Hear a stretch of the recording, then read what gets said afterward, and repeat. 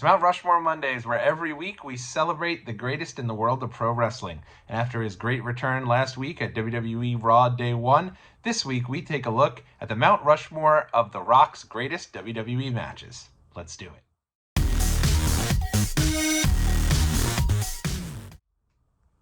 What's going on out there, world? It's your boy Tommy on the spot for Watch Along Wrestling. Hopefully everyone is doing well and staying safe.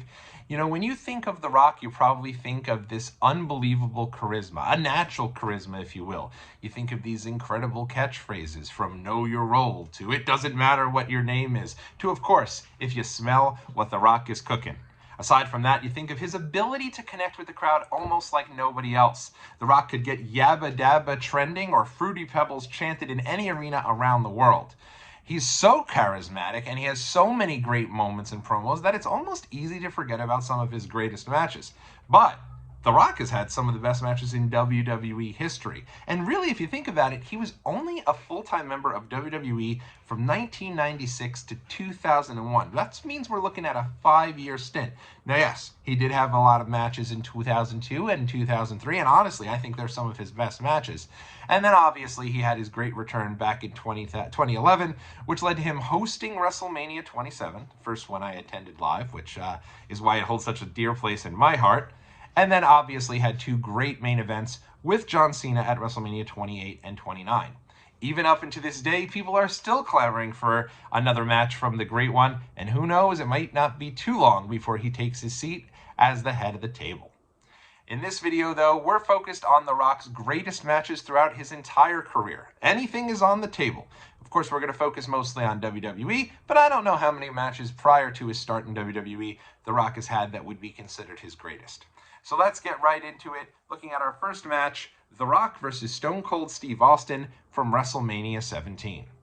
Honestly, I don't think you can go wrong with any of the three matches from The Rock versus Stone Cold. And honestly, I almost chose Rock versus Stone Cold from WrestleMania 19 because that's the one where A, it's Stone Cold's final match, and it's the one that The Rock finally gets the win over Austin. That was kind of the one thing that eluded him throughout his career, was getting that WrestleMania win over Stone Cold. But for me, you can't get any better than the main event of WrestleMania 17. To me, the best main event in the history of WrestleMania. It's also the main event of the greatest WrestleMania in history. If you've forgotten how loaded WrestleMania 17 was, let me remind you.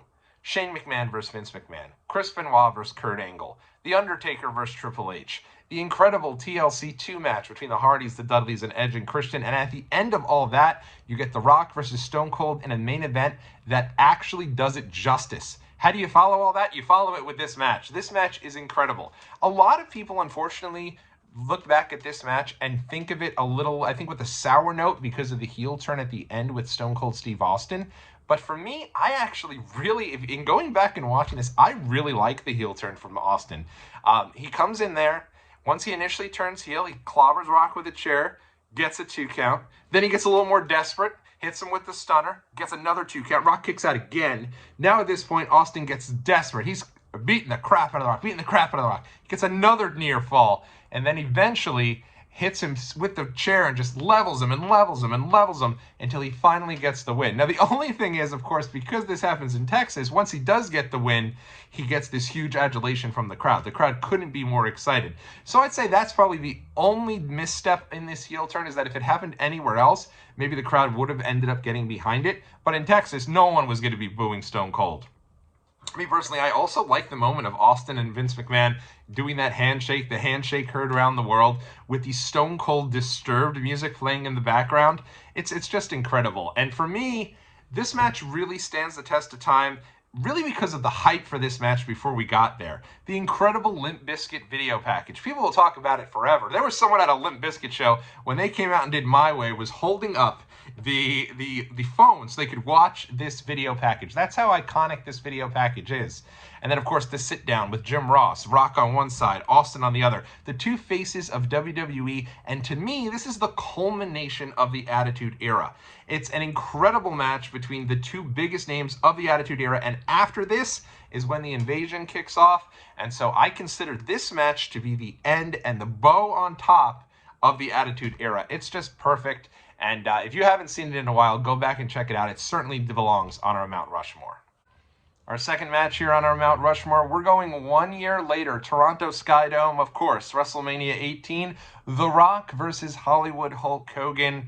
Legend versus legend, about as good as it gets. And I know this is going to get a little bit of controversy from folks who are watching along here with us. At the end of the day, some folks will say, hey, if you go ahead and you mute the crowd, this match isn't as good. Well, to that I say, how many matches do you enjoy from the Thunderdome era? Probably not as many, right? At the end of the day, isn't it supposed to be that wrestling matches draw emotion from the crowd? Think about your favorite moments in wrestling. I bet a lot of them come with a major pop from the crowd, a ton of adulation from the crowd. You think about all these great moments with the huge pops. That's what makes wrestling so great. And in this match, you're not getting one pop. You're getting heightened emotion from the jump. From the time that these two guys come out and they both take it in, they both slowly look each way. It's just two people playing the craft, two puppet masters, perfect at their craft. People going nuts, that a match you never thought you'd see. Vince McMahon even says it on the Bite This before WrestleMania 18, that his favorite WrestleMania main event is the next one. How could he ever predict what the next one will be? Because last year at Mania 17, you never would have thought we'd get The Rock and Hogan at WrestleMania 18.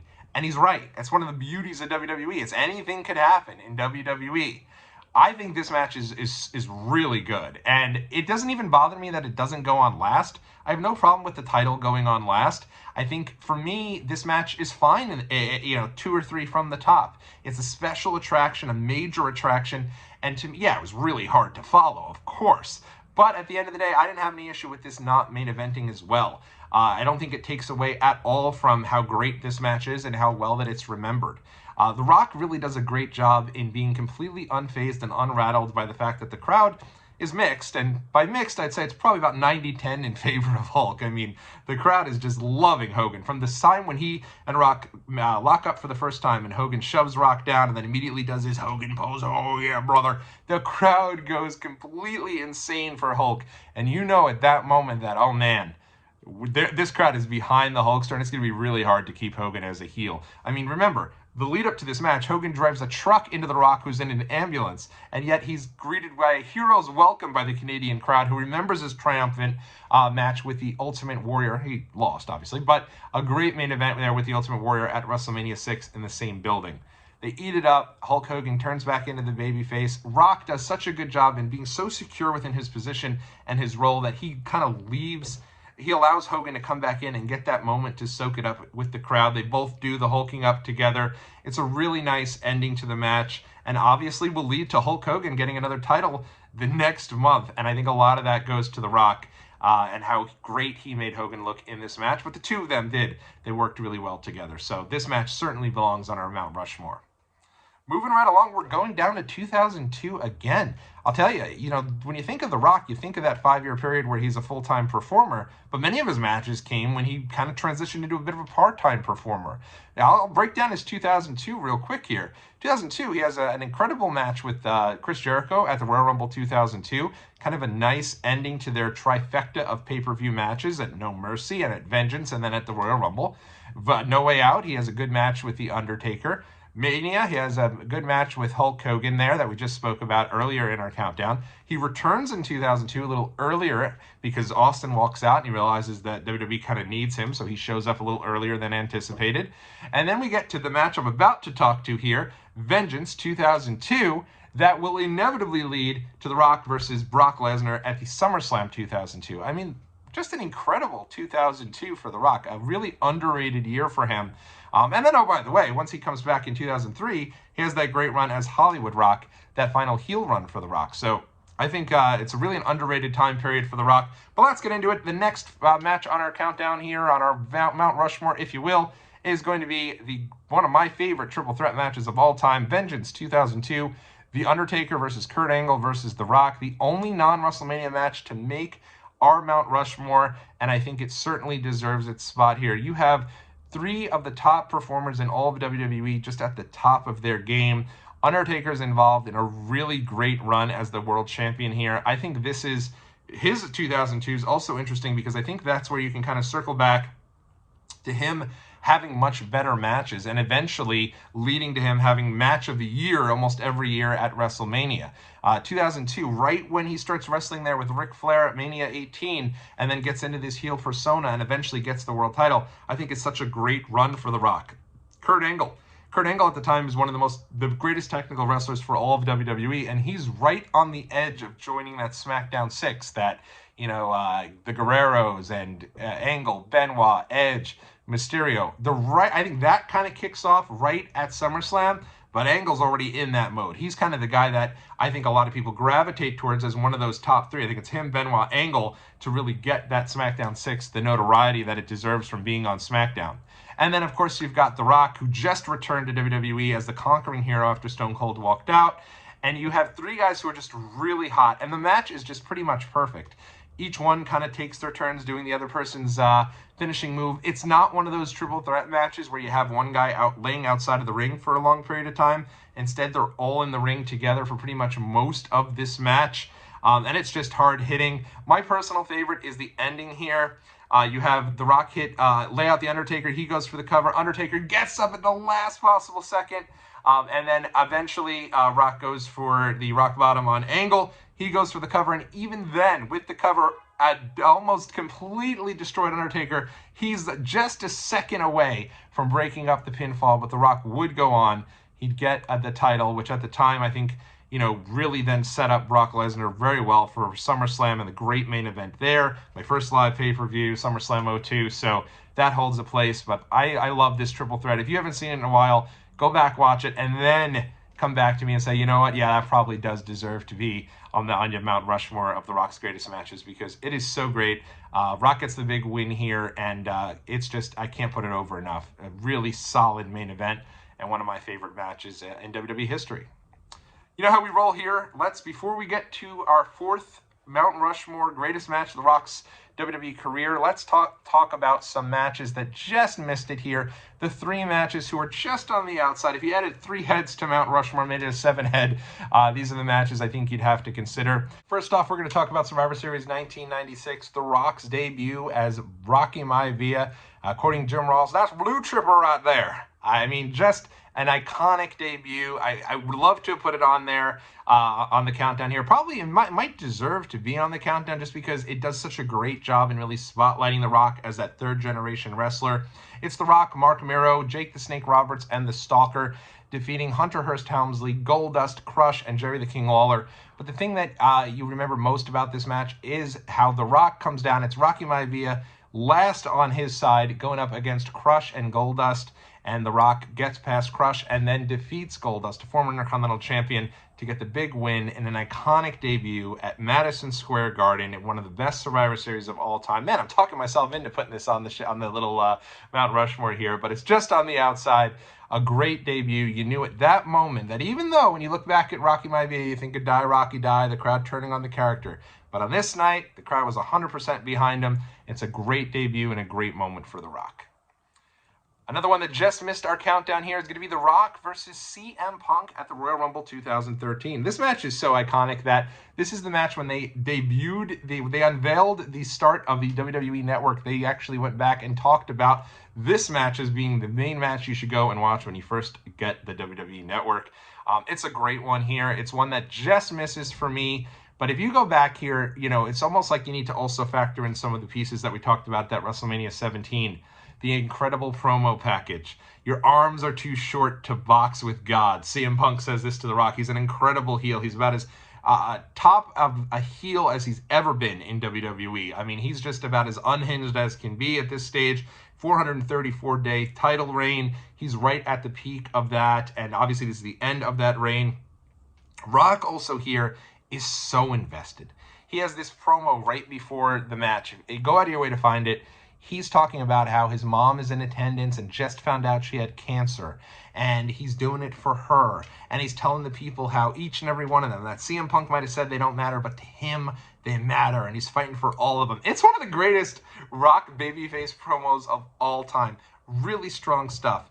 Match itself, in my opinion, is really good. I think, it stands up. At the time, I was a CM Punk guy, right? I didn't want the title reign to end. I thought, my God, he still hasn't gotten the Mania main event. I was going to Team Punk on that. I was like, how can we get CM Punk to hold the belt here? And when you got the false finish of the Shield showing up with the lights out, laying out The Rock, and CM Punk getting the win, it was a nice tease because I think a lot of people were wanting The Rock to win the title. But for me, I remember being like, oh my gosh, they're gonna keep Punk with the title. We're gonna get the triple threat at Mania. Wasn't meant to be. Wasn't the call to be made either. The call was to go with The Rock getting the title here, especially after that promo right there for his mom. Just really, really strong stuff. It's a really strong match. Just misses out on our Mount Rushmore, but go out of your way to check this one out if you haven't seen it in a while. And the last match to go ahead and miss our Mount Rushmore, but definitely deserves a little bit of a call out. This would be the fifth head, and right there, just missing out, is The Rock versus Triple H at Backlash 2000. Now, this match to me, I almost want to say, is the WrestleMania main event we should have gotten, but I like the fact that at least that Mania main event, that four-way gave Mick Foley a WrestleMania main event. So even though this match, yes, is basically perfect, it's everything you want. It's exactly how the WrestleMania main event should have been. The top babyface against the top heel, one-on-one, with Stone Cold Steve Austin returning. All of the McMahons are involved here. You have Linda McMahon showing up with Earl Hebner at the end of the match to really be the one to allow for, to kind of close that story arc. She shoves Stephanie McMahon on her way down to the ring. Shane McMahon's the referee for this one. He gets laid out in an incredible double rock bottom through the table that I don't know how all three men escaped unscathed. And when The Rock hits it, Vince McMahon has the most incredible facial expression you will ever see. He's just completely stunned, worried for his son, worried for the title, can't figure out what's going to happen. The Stooges, Gerald Briscoe and Pat Patterson, get involved here. They come in to take Shane's place, and they're leveling, beating up The Rock. They're holding Rock for a chair shot from Triple H, and then that is the moment when the glass shatters, Austin comes out, and I don't know that there's ever been a pop this loud. This crowd wanted Austin. They were dying for Austin to come and help The Rock, and finally he does. He comes out, and it's just a great spot there. Lays out everyone and assists The Rock to get the big win, get the title back after the shenanigans of WrestleMania 2000. It's a really great main event, and again, you can make a strong argument that this should have been the way that the WrestleMania 2000 main event was booked, and if it was, I think the entire trajectory of that entire show is remembered a lot differently. I think people would remember that a lot more fondly, with such a strong main event. And without any further ado, the final match on our Mount Rushmore is The Rock versus John Cena, WrestleMania 28, once in a lifetime.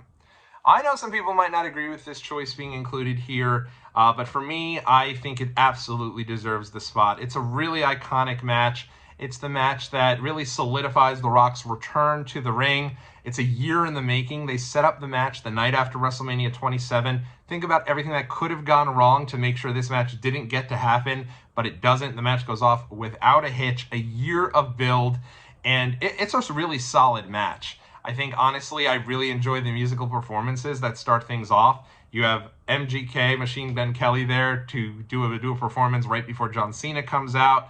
He even says, tonight's about the underdog. MGK is an underdog. John Cena is an underdog. Lace up, and out comes John Cena. Then you've got Flo Rida, who at that point had done about 50 things for WWE in 2011. He comes out and he does his 2 songs, and then eventually leads way to The Rock making his appearance. Obviously makes a lot of sense. It's in The Rock's hometown of Miami. And I think the thing that makes this match so iconic for me is that The Rock gets the win. I don't think anybody thought The Rock was going to get the win here. I think everyone assumed this was a vehicle so that The Rock can put over John Cena and pass the torch. But at the time when The Rock gets the big win, it was great. What a great moment. And it felt like everyone was watching. I mean, think about it. This match leads to the biggest buy rate in the history of WrestleMania.